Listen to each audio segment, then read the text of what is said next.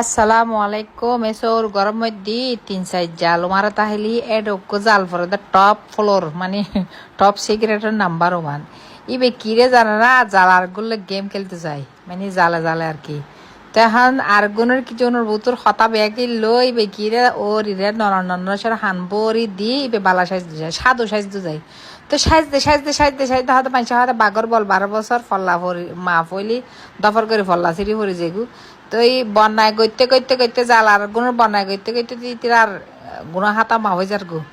আর গুণ মানে ইতি এক সময় মধ্যে ইতি এন ফরা দে এডে হুঁর মাজা তো থাকতো নর স